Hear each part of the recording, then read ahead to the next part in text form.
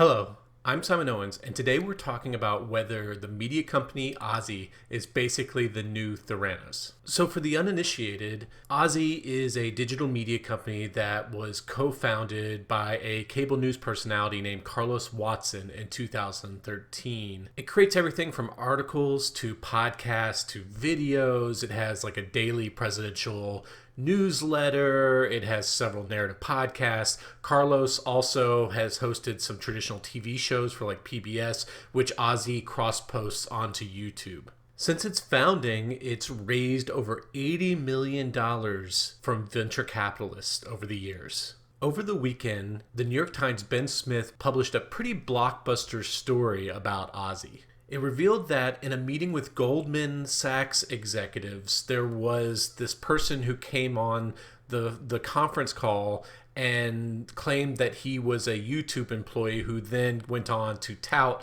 all the amazing metrics that OZY had on YouTube. And after the fact, one of the Goldman Sachs executives reached out to that YouTube employee's secretary or personal assistant and found out that he had no idea about this call. And basically what had happened was that the person who was on the call impersonating the YouTube employee was none other than OZY's co-founder and COO. Ben Smith also presented evidence that OZY has been falsely inflating some of its audience numbers. For instance, it's claimed to have tens of millions of unique visitors when firms like Comscore found that it has in some months fewer than 1 million unique visitors. This report wasn't a huge surprise to a lot of us in the media industry. Every few years, OZY would announce some major big fundraise, and then we would all kind of scratch our heads on Twitter and be like, when was the last time you saw an OZY story shared on social media? It seemed to have no penetration or actual real audience, and yet it was claiming these huge numbers on social media, on YouTube, and elsewhere. And nobody could figure out where this audience was coming from, since none of us actually ever seemed to read or share any of their articles. And then after this New York Times report came out, people started digging into some of the accounts of OZY, and what they would find is that they would have these huge social media followings, like 1 million followers on Facebook or 700,000 followers on Instagram, but there was almost no engagement on these platforms. And that's a pretty clear indication that a company has bought fake followers. So like their Instagram account, for instance, has something like 700,000 followers, but it was only getting like 3 or 4 likes per post, which is incredibly low number for something that has that sort of audience size. OZY co-founder Carlos Watson released a statement on Twitter calling Ben Smith's piece a hit job. He claimed that Ben Smith had a conflict of interest just because Smith had recently worked at BuzzFeed, and BuzzFeed at some point, I guess, was talking about acquiring OZY, although it ultimately didn't do so. Watson also claimed that the COO who got caught impersonating that YouTube employee, that he was suffering from some kind of mental health issues, and that he got those addressed and now he's back and working at the company. So he tried to frame this as this person with these mental health issues being unfairly attacked for impersonating this YouTube employee. But I don't really buy it. The fact that this co-founder, the COO, got caught impersonating a YouTube employee and he wasn't immediately fired or asked for his resignation, that's just a huge red flag for me. And I feel like it's definitely an indication that other people on senior management knew exactly what he was doing.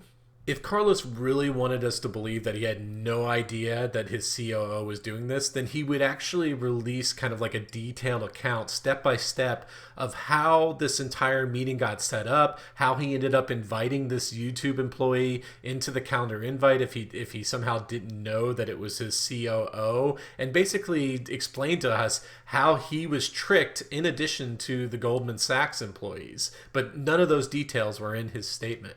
A lot of the audience details for OZY are just fishy as well. For instance, it keeps on claiming that it has 25 email newsletter subscribers. That is just such an astronomical number. That's more than both the New York Times claims to have. The New York Times claims it has like 15 million email subscribers, and the Washington Post. So what are the chances that this media company that hardly anybody ever shares on social media, that a lot of people have never even heard of, has more email subscribers than the New York Times? From the outside, at least to me, it looks like OZY has been running this kind of fake it till you make it type scheme, the kind of scheme that landed Theranos in hot water.